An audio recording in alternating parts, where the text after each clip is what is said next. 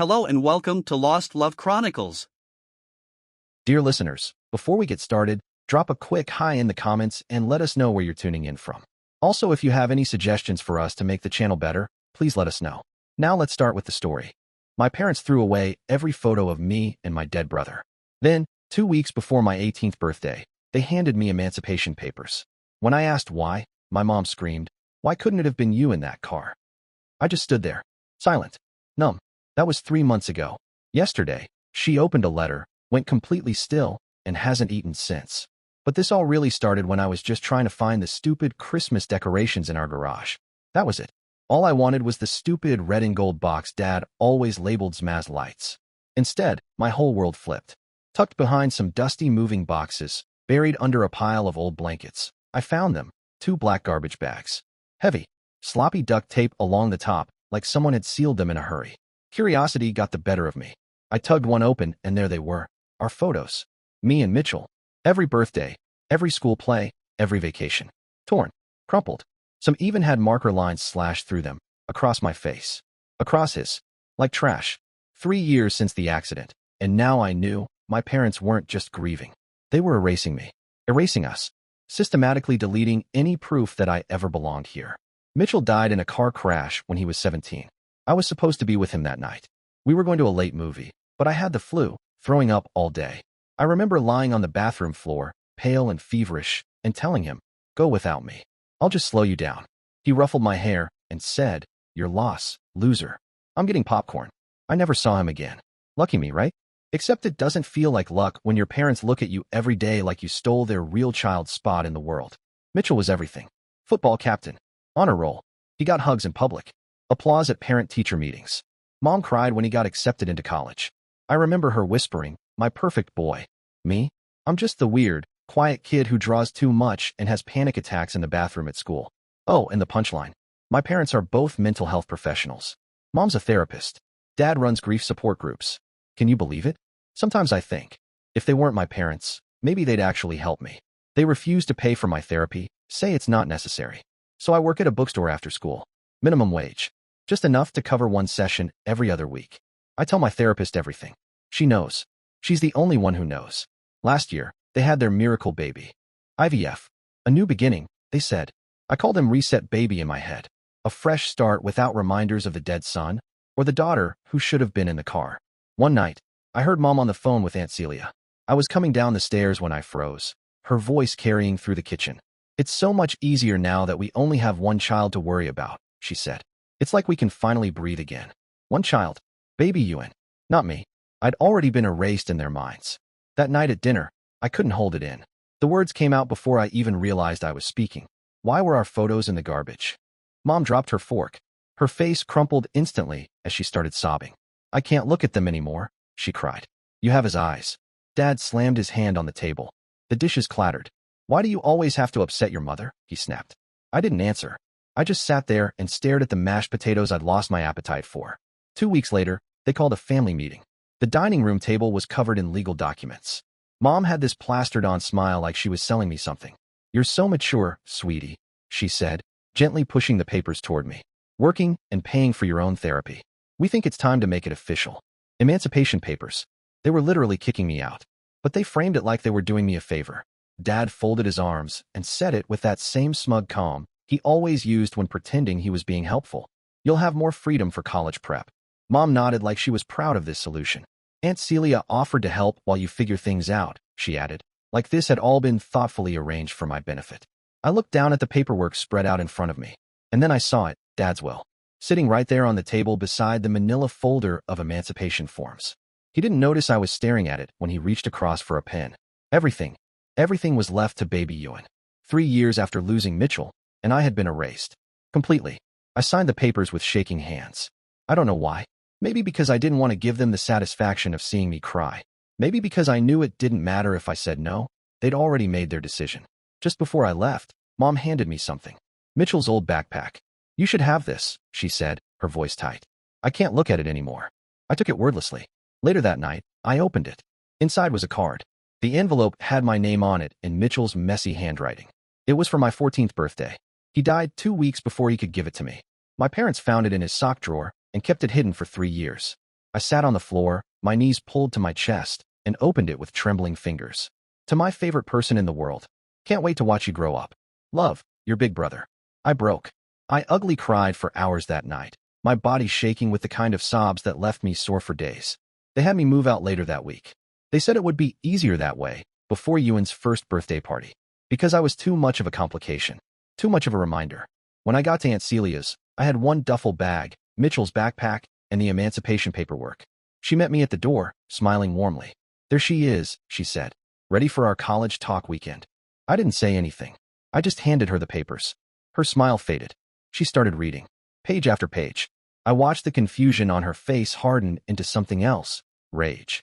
That manipulative bastard, she whispered. I blinked. What? He pulled this same crap when our dad died. She muttered, her jaw clenched. Then she stormed off into the kitchen and grabbed her phone. She called her friend Claire, a social worker. Claire came over within an hour. She sat across from me at the dining table and scanned everything, my signed emancipation papers, the will, even the old backpack. She didn't need long. This is textbook abandonment disguised as independence, she said flatly. They've been planning this. Aunt Celia didn't even hesitate. She pointed down the hallway. That's your room now, she said. You're home. No questions. I barely got a word out before the tears came again, but this time they were different. Softer. Safe. And then the truth started spilling out, like a broken dam I'd been patching up for years. They'd been lying to everyone, telling the family, neighbors, probably even their colleagues that I was troubled, that I'd been acting out ever since Mitchell died, that I wanted emancipation, that I needed space to find myself. They'd been crafting this lie for months. Meanwhile, I kept rereading Mitchell's birthday card over and over again. Each time, his words hit harder. So much pure love in just a few lines. From my big brother. While the people who raised us couldn't even stand to look at me. When I went back to get the rest of my things, I found it. A book draft. On the desk in Dad's office. Their upcoming book about grief and healing. 400 pages. I was mentioned twice. Their social media had already erased me. Every recent photo on their social media was of their perfect new family of 3. Smiling. Matching outfits. Baby Ewan front and center. I wasn't in a single one. So I started documenting everything. Claire helped me organize it. Texts, emails, statements. My therapist guided me in writing a letter to my extended family. Just facts. No drama. Just the truth. I'd been emancipated and kicked out. I wasn't away finding myself. I'd been discarded. When my boss at the bookstore found out, she pulled me aside after my shift. Her voice was soft, but firm. We can give you full-time hours, Loren, if you want them. I almost cried again, but this time, it was gratitude. Then the call started. My letter reached people. Uncles, cousins, even grandma. Family began asking questions. Why wasn't Loren at Christmas? Why didn't we know about this sooner? People who were supposed to go to Ewan's birthday party started backing out. Not without Loren, they said. My parents panicked. Their stories started unraveling, contradicting each other. Dates didn't line up. Reasons shifted. Then, one afternoon, they showed up at Aunt Celia's doorstep. I was in my room when I heard the knock, followed by raised voices. I stepped into the hallway, just in time to see Mom's eyes dart toward me. Aunt Celia stood firm, one hand braced against the doorframe. You're not getting near her, she snapped. That's when Mom finally cracked. Her face twisted, voice rising into a screech. Why couldn't it have been you in that car? The whole block must have heard. I didn't cry. I didn't scream back. I just stared at her. The woman who gave birth to me. Who once held my hand when I had nightmares. And now she was wishing I'd died instead of her son. The next morning, I woke up to 47 missed calls from Mom. But it was Dad's single text that made my blood freeze. We know what you told them. Come home now, or we'll make sure everyone knows the truth about the accident. The threat sat there, glowing on my screen like poison. I stared at it, hands trembling. What truth? There was no secret. I had the flu. I stayed home. Mitchell went to the party alone. He never came back. There wasn't anything else. But if there was, I didn't know it. Aunt Celia found me 20 minutes later, sitting on her porch steps, still in my pajamas, still holding the phone. Loren, she said gently. I didn't answer. She came and sat beside me, her voice low. Show me. I handed her the phone with shaking fingers. Her jaw clenched as she read. That manipulative piece of, she caught herself. Pack a bag. We're going to see Grandma. The drive took 2 hours. Aunt Celia made 3 phone calls on the way. Each one louder, sharper, angrier. I sat quietly in the passenger seat, watching trees blur past the window. But I heard bits of what she said. Threatening a minor. Documented abandonment. He won't get away with this. When we pulled into Grandma's driveway, the porch lights were already on. Her house smelled like cinnamon rolls and safety. She opened the door, took one look at me, and didn't ask a single question. She just pulled me into a hug, tight and warm. "I've been waiting for you to come to me," she whispered. We sat at her kitchen table. Aunt Celia did the explaining. I couldn't speak. With each detail, I watched Grandma's face grow harder, more still. When Aunt Celia read Dad's text aloud, Grandma stood up without a word and disappeared down the hallway. She returned with a thick manila folder in her arms. "I've been keeping track since Mitchell's funeral," she said, flipping it open. Inside were printed emails, screenshots, photographs. She looked at me and said, "Your father has always been a manipulator. I watched him do it to your grandfather. I wasn't going to let him do it to you." The first page made my stomach turn. An email from Mom to her sister, dated 2 years ago. "We're considering our options with Lorraine. She's becoming too difficult. The constant reminder is destroying our marriage." 2 years ago. They've been planning to get rid of me for 2 years. Grandma flipped to another page. Bank statements. They showed college funds, ones that should have been split between Mitchell and me, being slowly drained. All the money had been redirected into accounts with only their names. Then Grandma pulled out the final document. Her hand trembled slightly. "This," she said, "is what made me take action." It was a social media post. A private one, from a grief support group Dad moderated. "Our daughter has been spreading lies about the night our son died. She's claiming she was sick, but we know she convinced him to go alone because she didn't want to deal with his friends. The guilt is eating her alive, and she's lashing out at us." The timestamp? Last week. Right before they kicked me out. Before any of this exploded, before I found out what they were really saying, I only knew pieces. "They're telling people I called him," I whispered. Grandma's eyes narrowed. "They're telling people a lot of things," she said grimly, resting a hand on mine. "But I've been telling people the truth." My phone buzzed. A text from my cousin Samantha. "Just heard what your parents are saying at Ewan's party prep, that you were hammered and convinced Mitchell to stay home so you wouldn't get caught." What the hell? I froze. Hammered? I was 14. I had the flu. I'd been curled up in a blanket on the couch, burning up, while Mom gave me medicine and checked my temperature every 2 hours. The phone buzzed again. And again. More texts. Cousins. Aunts. Uncles. "They're saying you were supposed to be the designated driver. That you made Mitchell go alone. That you were drinking at home. That you didn't want to deal with his friends." Each version was worse than the last. I held my phone out to Grandma with trembling fingers. "They're at Ewan's party prep right now." She stood up, straightened her shoulders. "Good. Then we know where to find them." The drive to the community center was quiet, tense. My stomach twisted into knots. Balloons and streamers fluttered outside as we pulled in. The parking lot was full. Extended family from 3 different states had shown up for Ewan's first birthday. Inside, I could hear it, Mom's laugh. Bright. Forced. Fake. We stepped through the doors. Grandma in the middle. Aunt Celia on one side. Me on the other. Everything stopped. Conversations cut off. Balloons bobbed in the air. Dozens of eyes turned toward us. Mom's face went pale. Dad stepped forward, stiff-jawed. "Mother, this isn't the time." "Sit down, Reuben," Grandma said, her voice like steel. No one argued. They knew that voice. The one that had raised 4 kids and buried a husband. That voice didn't waver. She walked to the center of the room, turned to face the entire family. The murmurs were starting, people trying to piece together what was about to happen. "I've been listening to the stories being spread about my granddaughter," Grandma began. "About the night my grandson died. And I think it's time everyone heard the truth." Mom started to cry, soft and shaking, like it would distract. Dad opened his mouth, but Grandma silenced them both with a single look. She turned to the crowd. "Lorraine had the flu that night. I know because I was on the phone with her mother at 8 p.m. Then she turned directly to Mom. Her eyes didn't blink. "You told me her fever had spiked to 103. You were debating whether to take her to urgent care." The room shifted. Chairs scraped. People murmured. "I have the phone records," Grandma continued, voice steady. "I have the urgent care discharge papers from the next morning when her fever wouldn't break. I have the prescription receipts. I have everything." She pulled out her phone, opened it with practiced hands. "Here are the text messages from that night. You, updating me about her condition. Here, photos of Lorraine passed out on the couch, clearly sick. And here, her urgent care bracelet with a timestamp." She held it up so everyone could see. "So I want to know," her voice rose, "why my son and daughter-in-law are telling people their 14-year-old daughter was hammered. Why they're saying she convinced her brother to go alone. Why they're blaming a child for a tragic accident that had nothing to do with her." Silence. The kind that sinks into your bones. Then Uncle Christopher stood up. "We were told she's been troubled since the accident. Acting out. That she wanted to be emancipated."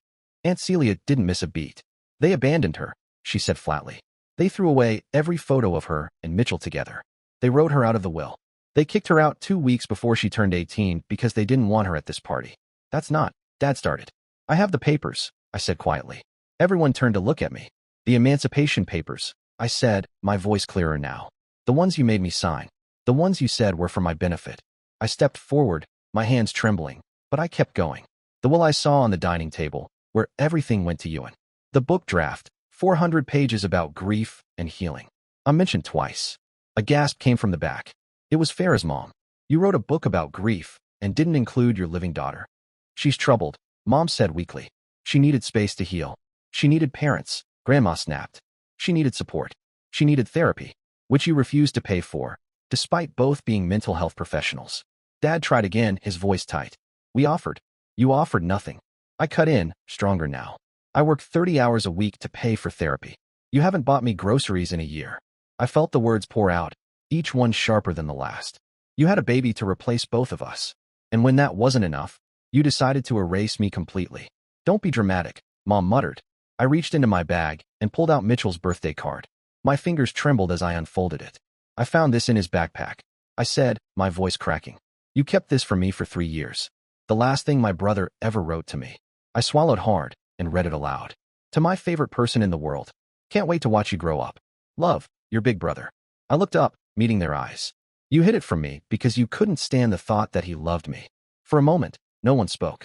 Then Aunt Claire stepped forward, a folder tucked under her arm. I've been helping Loren navigate this professionally, she said, her tone calm but direct. What I've observed constitutes emotional abuse and abandonment. And now, the lies you're spreading about her role in Mitchell's death? That's beyond reprehensible. The room exploded.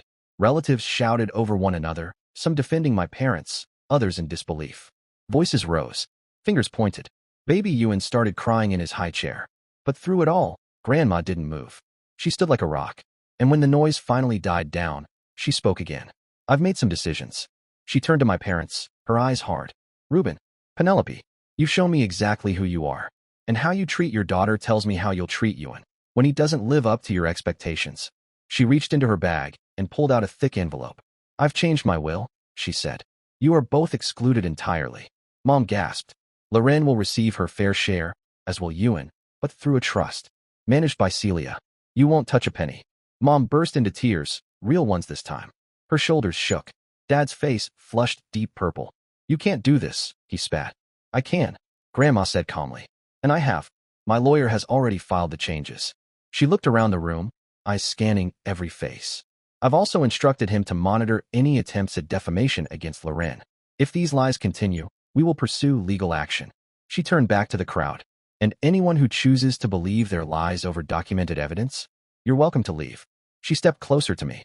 This party, she said clearly, is now a celebration of truth. And a welcome home for my granddaughter. The room split. Some relatives left with my parents, faces tight with discomfort or blind loyalty. But others, Samantha, her parents, Uncle Christopher, stayed.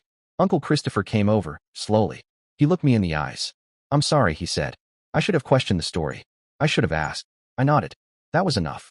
Across the room, my parents were gathering Ewan's things in silence. As they turned to leave, Mom looked back at me one last time.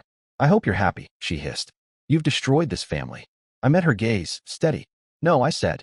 You destroyed it the day you decided I was expendable. I straightened my shoulders, my voice unshaking now. I just refused to disappear quietly. They left, taking my baby brother with them. My heart broke, not for them, but for Ewan. He was innocent. A pawn in a story he didn't ask to be part of. I stood there, watching their backs as they disappeared out the doors. Then Grandma's hand found mine, warm and steady. The trust is ironclad, she whispered, leaning in so only I could hear. They can't touch his money. And Celia will make sure he knows the truth when he's older. You haven't lost him forever. Something in me unclenched at that. Maybe not today. Maybe not for a long time. But I hadn't lost him completely. The party continued after they left. Smaller, quieter, but real. People came up to me throughout the afternoon, relatives I hadn't spoken to in years. Some with tears in their eyes, others with shame in their voices. I'm so sorry, Loren. We didn't know. We should have asked. Mitchell talked about you all the time. They shared their memories of him. Welcomed me back like I'd been missing, not forgotten. And maybe that was true. Maybe I'd just been hidden, tucked away under their lies. That night, on the drive back to Grandma's, Aunt Celia reached across the center console and squeezed my hand. You did good today, she said, voice quiet in the dark. Mitchell would be proud. I didn't answer right away. I was thinking about the card still folded in my pocket. Thinking about my brother, about how he'd seen me, really seen me. About how, for the first time in years, the truth was finally out in the open. The road ahead wasn't going to be easy. I still had therapy, still had nightmares, still had to figure out how to build a life without parents. But I had Grandma. I had Aunt Celia. I had the truth. And somehow, that felt like enough. Enough to begin. The weeks after the party were a strange mix of relief and chaos. The confrontation had opened floodgates, some welcome, some not. My phone turned into a war zone of messages. Relatives who had walked out with my parents now began reaching back out, asking questions they should have asked years ago. Aunt Celia helped me stay grounded. She set up a small desk in my room, complete with folders, a lamp, even a little corkboard. "This is your space," she said. "Use it." I did. I sorted through everything. Bank statements, emails, screenshots of their social media lies. Years of my parents building a picture-perfect narrative while methodically erasing me behind the scenes. Reading it all made my chest hurt. They hadn't just reacted to grief. They planned my removal like it was a strategy, like I was a mistake they could just delete. My shifts at the bookstore became my anchor. Mrs. Corbin, my boss, was incredible. Since I told her what happened, she'd adjusted my schedule around therapy appointments. She even let me study for my GED in the back during quiet hours. The place smelled like old paper and fresh coffee. It grounded me. Here, I wasn't the troubled daughter. I was just Lorraine. 3 days after the party, Samantha showed up. She looked as tired as I felt, dark circles under her eyes, her ponytail falling out like she'd been running on fumes. I was on break. We sat together in the back room, 2 mugs of tea steaming between us. She wrapped her hands around hers like it was the only thing keeping her together. "They're doubling down," she said. I didn't even have to ask who they were. "Your mom called mine crying," she went on. "Said you've turned everyone against them. That you manipulated Grandma into changing her will." I let out a dry laugh. Bitter, right? Because a 17-year-old has that kind of power over Grandma. Samantha gave a small smile, but it didn't reach her eyes. "That's what I said. But they're telling everyone who will listen that you've been planning this since Mitchell died." My breath caught. She looked down, then back up, her voice lower now. "They're saying you were jealous of him." The accusation hit like a punch to the chest. Jealous? Of course I'd been jealous sometimes. Mitchell was. Mitchell. Golden. Talented. Loved. He made things look easy: friends, grades, football, life. And me? I was the weird one. The quiet one. The one who doodled in the margins and flinched at loud noises. I got panic attacks. Mitchell got trophies. But I had never wanted to replace him. I had never wanted him gone. I loved him. He was my protector. My best friend. The only person who never made me feel like I wasn't enough. I blinked hard, trying to swallow the lump in my throat. Samantha reached across the table and touched my arm. "I know it's not true," she said quietly, "but I thought you should know what they're saying." I nodded once. "Thanks." She hesitated. "They're also saying Aunt Celia coached you. That she's using you to get revenge on your dad because he was always the favorite child." The words made my stomach twist, but not with doubt, just disbelief. I pictured Aunt Celia setting up a desk in my room, baking lasagna from scratch even when she was exhausted from work, staying up late with me on the nights I couldn't sleep. The idea that she was manipulating me was absurd. She hadn't gained anything from helping me. She'd only lost peace, lost time, lost distance from the family drama she'd been trying to escape. But I could see how my parents would spin it. They were so good at shaping their own version of reality. They wore grief like armor, used their credentials like weapons. That evening, Aunt Celia and I had dinner with Claire, the social worker who'd been guiding us through this chaos. We sat at her tiny kitchen table, the smell of lentil soup in the air, sunlight fading through the windows. Claire set down her spoon and looked at me gently. "I have some news, Lorraine." My heart immediately started pounding. She reached into her bag and pulled out a folder, but didn't open it yet. "Your parents have been reaching out to family services," she said slowly. "They're claiming you're a runaway being manipulated by your relatives." I stared at her. "What?" My voice cracked. "But I'm emancipated." "They signed the papers." Claire nodded. "Which is exactly why their claim won't go anywhere. The legal process is on your side." She paused. "But it shows they're escalating. They're trying to reframe the narrative by involving outside authorities." Aunt Celia's jaw clenched. "What do we need to do?" Claire opened the folder. Inside were forms, logs, printouts. "Document everything," she said. "Every message, every call, every time they show up." I've already spoken with the caseworker assigned to review their claim. She's interested in why 2 mental health professionals forced their minor child to seek emancipation. That irony wasn't lost on me. My parents, the healers, were now being investigated for hurting their own child. Dad, who ran support groups for grieving parents, had been telling those same people that his living daughter caused his son's death. Mom, who counseled families through trauma, had been actively traumatizing me since the day Mitchell died. The next few weeks were careful, methodical, a dance of distance and documentation. They kept trying. First it was calls, then voicemails, then texts. Then they started showing up. They came to the bookstore twice. The first time, I was in the back when Mrs. Corbin intercepted them. She later told me they claimed they were just checking on me. The second time, she didn't hesitate. She calmly told them they were trespassing, and when they wouldn't leave, she called the police. They were escorted out in front of customers. I was mortified, but Mrs. Corbin just said, "No one harasses my staff, not even parents." Then they tried the school, apparently not realizing I'd withdrawn after the emancipation to focus on my GED. The secretary, confused, called Aunt Celia. "Why are these people trying to access Lauren's records?" she asked. "She's no longer enrolled." Each attempt was logged. Each lie, recorded. Claire helped us piece it all into a master timeline. Calls, texts, emails, in-person visits. The pattern was undeniable. Then, one afternoon, Aunt Celia got a call. She was in the kitchen, making tea, when her phone rang. I watched her expression change as she answered. "Christopher," she said, "is everything okay?" There was a pause. Then her brows drew together. "You what? Where?" Her tone turned sharp, controlled, but with an edge I recognized. When she hung up, she looked at me and said, "That was Uncle Christopher. He was at a professional conference and ran into one of your dad's colleagues." She set the phone down slowly. From the Grief Support Network. Uncle Christopher had barely finished explaining before Aunt Celia was dialing Grandma. He'd been at a professional conference when one of Dad's colleagues pulled him aside. "Ruben's been telling us about his daughter for months," the man had said. "But the story keeps changing.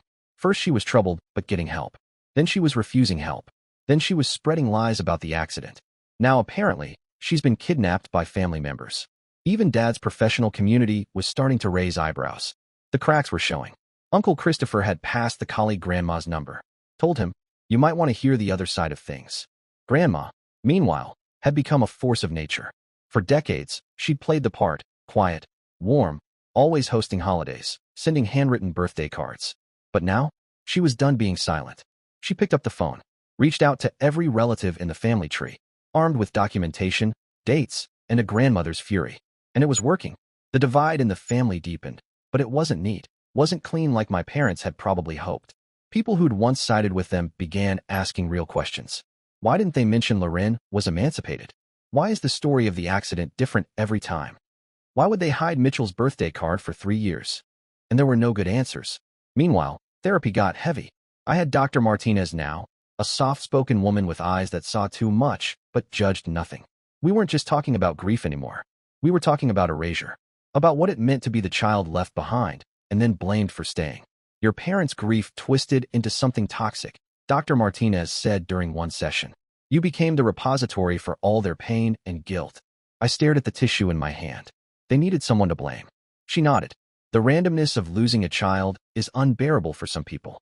If they can blame you, then there's a reason, a cause, something they can point to and say, "That's why it happened." That makes the pain feel containable. But I was sick. I said for what felt like the 100th time. I had the flu. There's proof. Facts don't matter, Dr. Martinez said gently, when someone is trying to survive their own pain. She paused, then added, your parents are mental health professionals who can't face their own mental health. The cognitive dissonance must be excruciating. That stayed with me. They had all the right language, all the right tools, books, studies, professional communities. But none of it had saved them. And worse, none of it had saved me. They knew how to talk about healing, but not how to do it. They were stuck. In grief. In blame. In denial. And they'd rather lose their living daughter than admit that sometimes terrible things just happen. Then things exploded. Again. Grandma got a letter in the mail, a cease and desist from my parents' lawyer. They accused her of defaming them. Said she was spreading malicious lies about how they'd treated me. Demanded she stop contacting family members. Ordered her to retract her statements about the will. Grandma read it over dinner at her house. She didn't even flinch. Well, she said, folding the letter and setting it down next to the potatoes, that settles it. She looked across the table at Aunt Celia and me. I'm hiring a lawyer. Aunt Celia raised an eyebrow. You sure? Grandma's eyes didn't waver. They want to play legal games? Fine. She stood, walked to her office, and came back minutes later with a thick binder full of neatly organized tabs. I've been documenting their behavior for 3 years, she said, flipping through it with practiced fingers. Emails where Ruben claimed Loren caused Mitchell's death. Social media posts calling her manipulative and unstable. Every lie they've told about the accident. Every contradiction. Every smear. She shut the binder with a quiet snap. Let's see how they like having their own methods used against them. The lawyer Grandma hired wasn't just good, he was relentless. His response to my parents' cease and desist didn't just reject their demands, it flipped the mirror back onto them. Every claim they'd made was answered with receipts. Screenshots of Dad's post to the grief support group, highlighted in yellow. Line by line, he pointed out the shifting narrative, the blatant lies about my role in Mitchell's death. I read the letter 3 times. It felt like someone had finally stood up for me on paper. Like my truth was something that could be held up and measured. But my parents didn't back down. They escalated. They started a blog about parental alienation. The header was a soft blue banner with a stock photo of a broken family silhouette beneath a sunset. Like a grief counseling pamphlet. They never used my name, just kept saying our surviving child. But anyone who knew the story could connect the dots. Anyone who knew me could see right through it.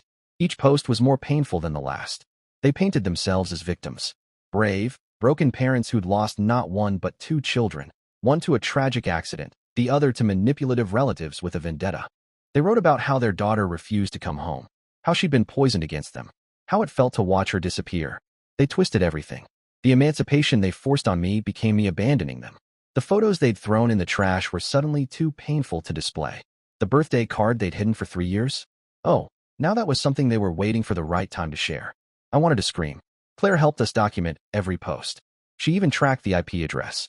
It led back to Dad's office computer. So while he was supposedly counseling grieving families, he was also writing thinly veiled fiction, painting me as a monster.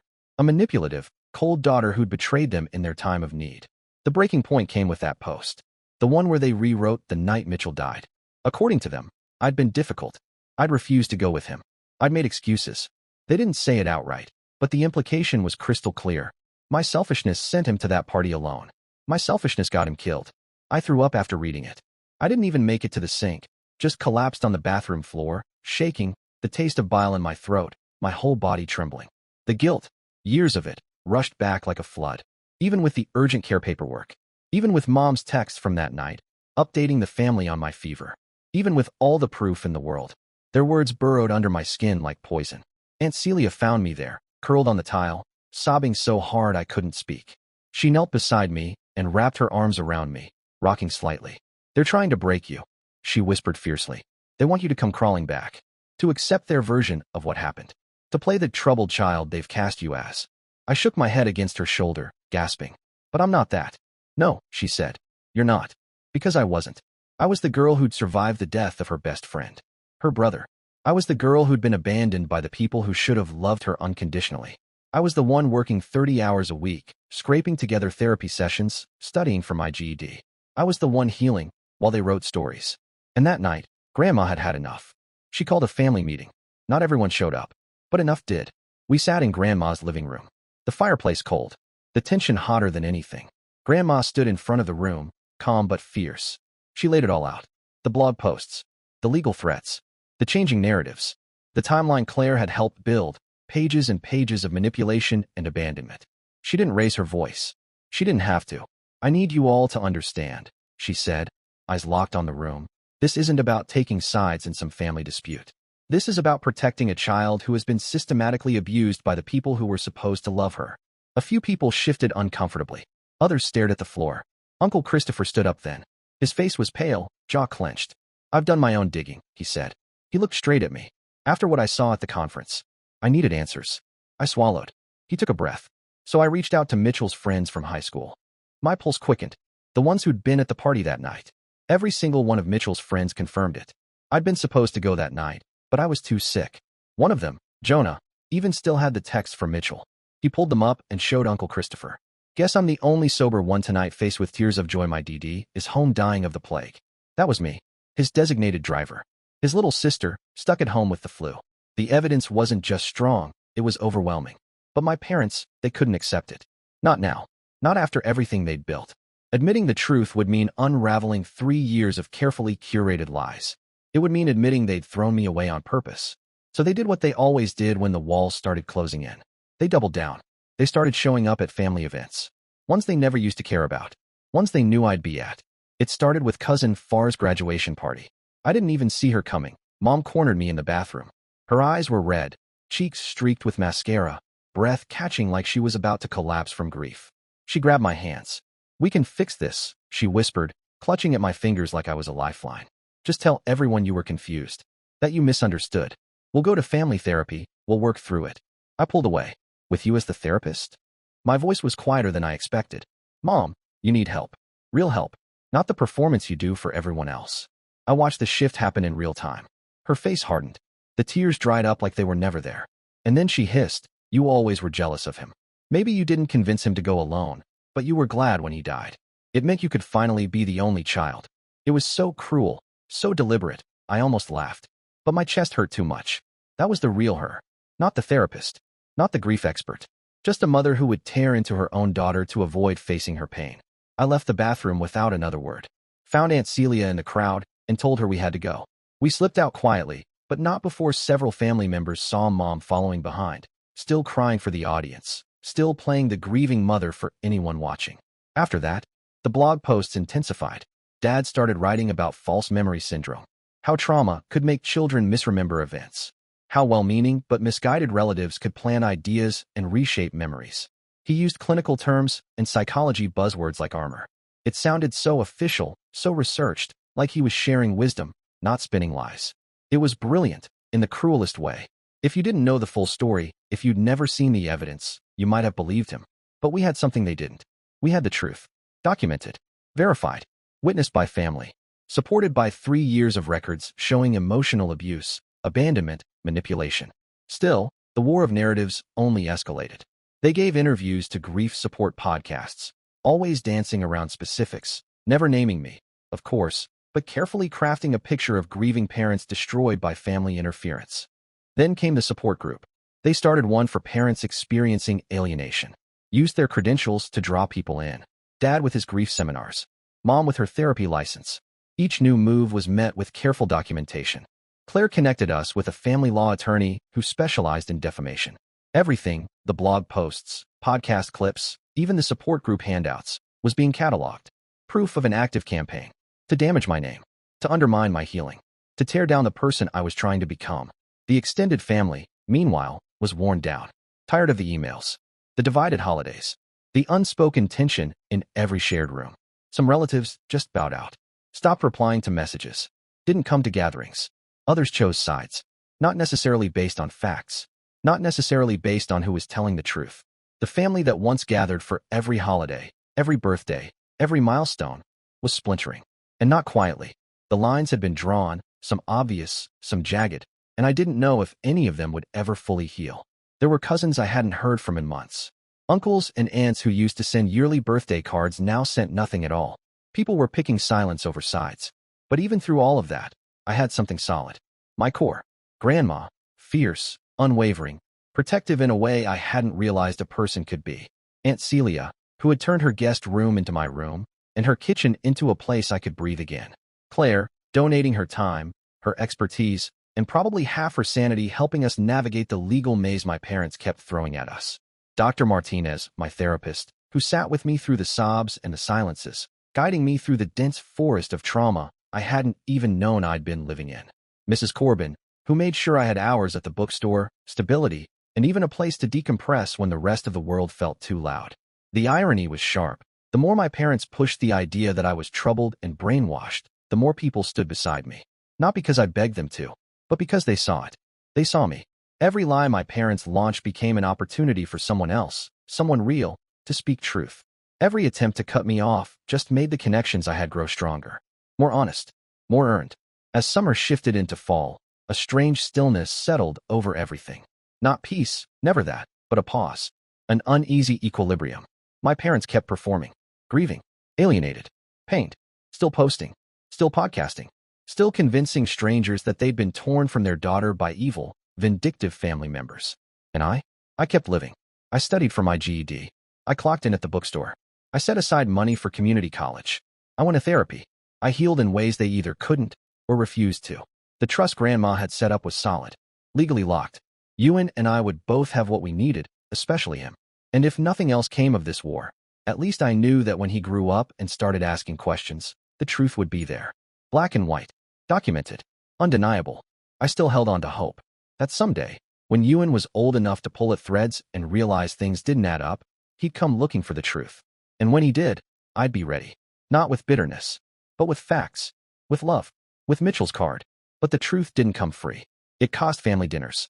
It cost old relationships. It cost a version of myself I could never go back to.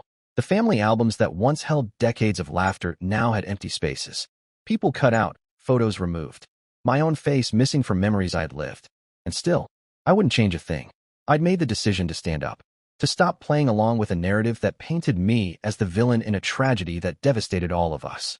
Letting them twist Mitchell's death into something to use against me, pretending I'd chosen to leave when they'd handed me those papers and packed up my life, that would have destroyed something deeper than any family feud ever could me. As Mitchell's 21st birthday approached, I pulled his card out again. To my favorite person in the world. Can't wait to watch you grow up. Love, your big brother. He never got to see who I became, but I was determined to become someone he'd be proud of. Not the girl my parents painted in their sob stories and blog posts. Not the troubled child. The survivor. The one still standing. The one doing the work. The one telling the truth. They hadn't stopped. My parents were still locked in their version of reality. Still rewriting history with every microphone they could find. But I had something they never would. I could face the truth. Live with it. Grow from it. And every day that I got stronger, every therapy session, every moment of quiet connection with someone who truly loved me, I felt it. That girl who found those garbage bags full of photos in the garage. She was gone. In her place stood someone harder. Sadder, maybe, but unbreakable. They tried to erase me. Instead, they forged me into someone who would never be made invisible again. The war for the family narrative wasn't over. But I was no longer fighting alone. The truth had its own power. And time had a way of dragging hidden things into the light. That thought stayed with me as I poured cereal the morning after Mitchell's birthday, the card still tucked safely in the drawer of my nightstand. I heard Aunt Celia's voice before I even stepped out of my room. Sharp, clipped, her usual calm edge gone. By the time I made it to the kitchen, she was hanging up. "That was your Uncle Christopher," she said, rubbing her temples. "Your parents showed up at his house. 6 a.m. I froze, spoon halfway to my mouth. They were demanding he convince Grandma to reverse the will changes. Of course, desperation was starting to smell like smoke, bitter, spreading. He recorded the whole thing. Aunt Celia went on, her voice tightening. "Your dad even threatened to expose some business deal from 20 years ago if Christopher didn't help. Your mom just stood there, crying about how everyone's turned against them." Before I could say anything, the doorbell rang. We both looked at each other, froze. Through the peephole, I saw a woman standing there. Business clothes, clipboard in hand. Aunt Celia opened the door slowly. "Process server," the woman said, then handed over an envelope. "You've been served."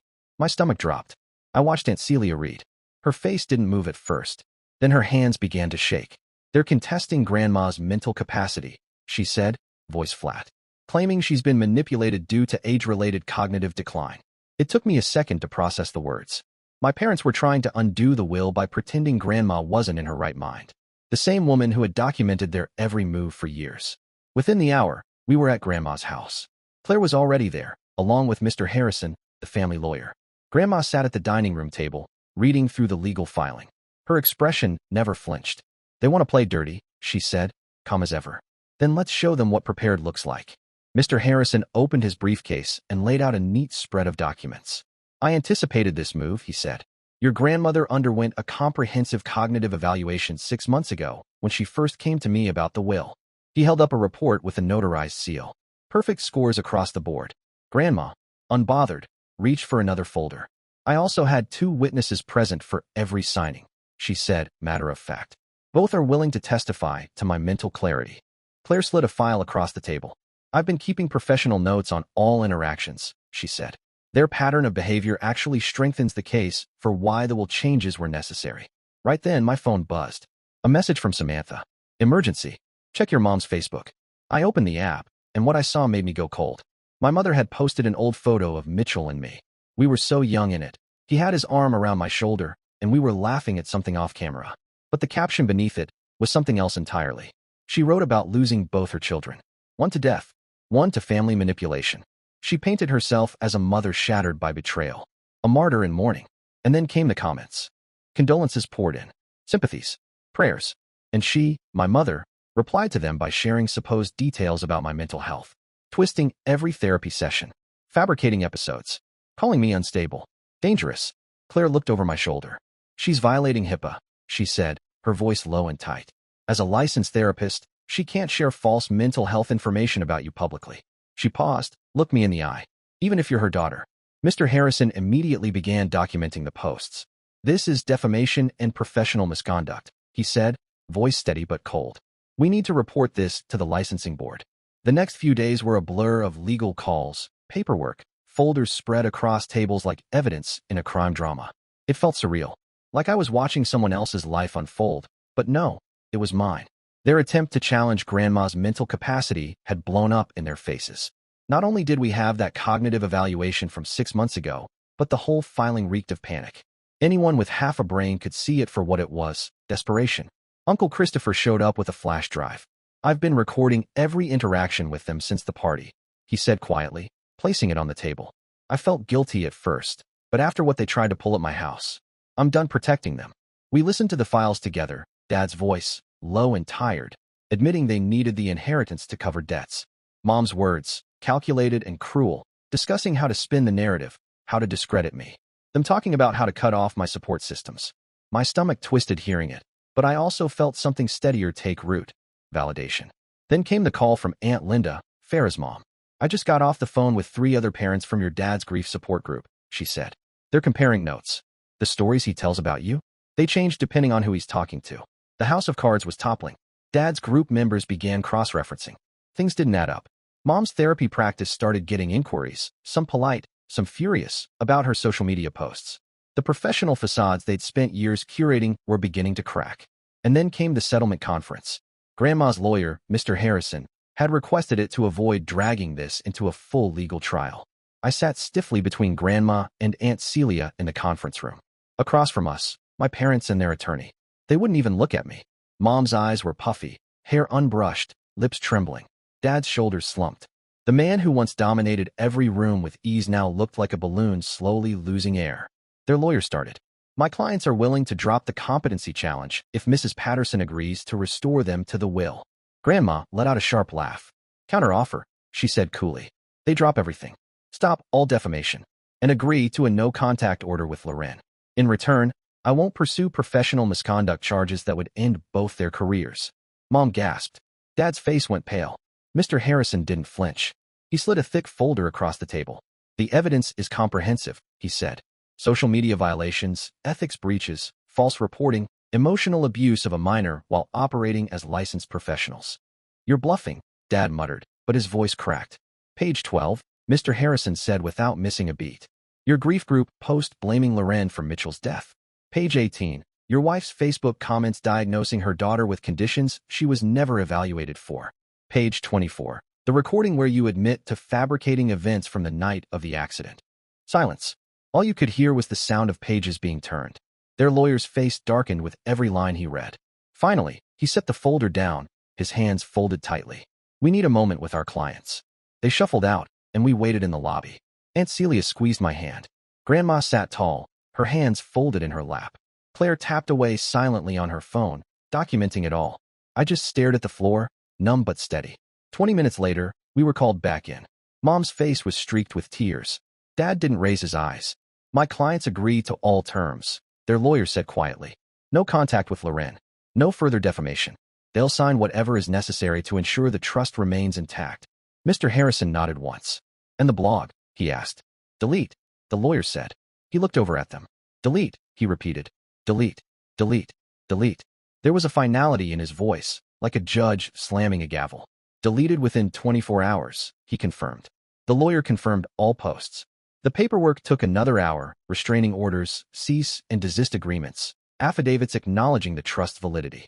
Each signature felt like another wall going up between us, but this time the walls weren't there to trap me. They were protection, a boundary I had every right to enforce. We were packing up to leave when Mom's voice broke through the silence. I need to say something. Everyone tensed. Her lawyer opened his mouth, but she waved him off. I know you won't believe me, she said. I was finally meeting mine for the first time in what felt like forever, but I loved Mitchell. And I loved you. Her voice cracked. I broke when he died.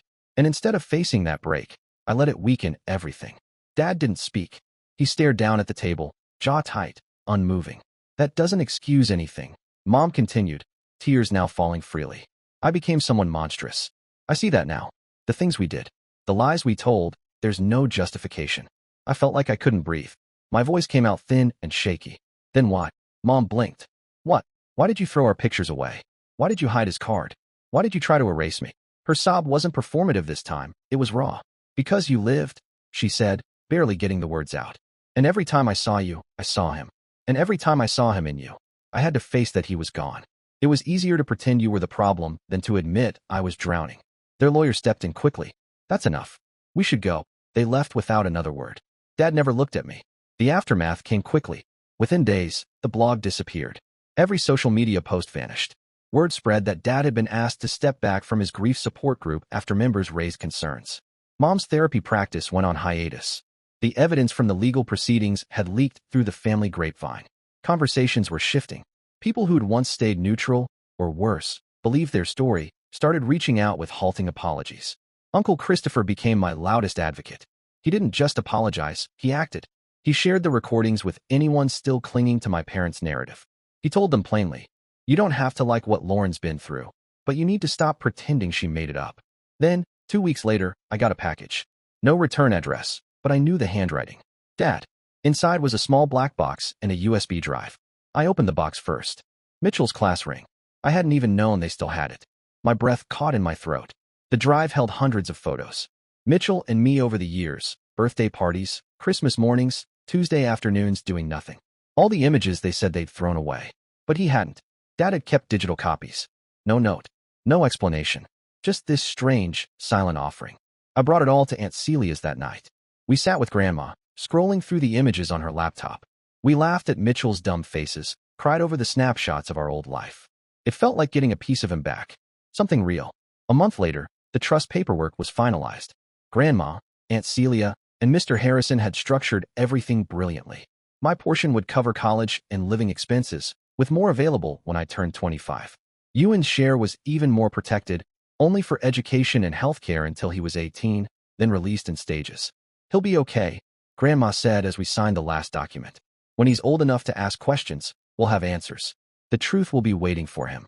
I couldn't see him, not with the restraining orders in place. But Grandma had thought of that, too. She'd created a separate fund for family therapy starting when Ewan turned 16, if he wanted it. If he wanted me. One afternoon, as I was shelving books and wiping down tables, Mrs. Corbin called me into her office. She smiled gently, warm and proud. I'd like to offer you the assistant manager position at the bookstore. The assistant manager promotion meant more than just a new title, it meant stability. The extra income let me scale back a few hours once community college started, and for the first time in what felt like forever, I wasn't panicking about money. When my GED scores came back, I cried. Not because I'd passed, I'd known I'd done well, but because I'd done more than survive. I'd earned scores high enough to qualify for several scholarship programs. All that studying in the back of the bookstore, all those nights hunched over flashcards after therapy, it hadn't been in vain. Dr. Martinez celebrated with me during our next session. She didn't just say good job. She saw the deeper meaning in it, the milestone it represented. You're building something, she said, nodding slowly. Not just a career or education. You're building a self. But grief lingered. Not just Mitchell. Not just the trauma. My parents were still alive, still out there, and still pretending I didn't exist unless they needed someone to blame. It's weird. I admitted one day during a session. They're alive. They're just gone. Not in my life. Not in any real way. It's like I'm mourning people who haven't died. That's real grief, Dr. Martinez said gently. And it's valid. She paused before continuing, her voice careful but firm.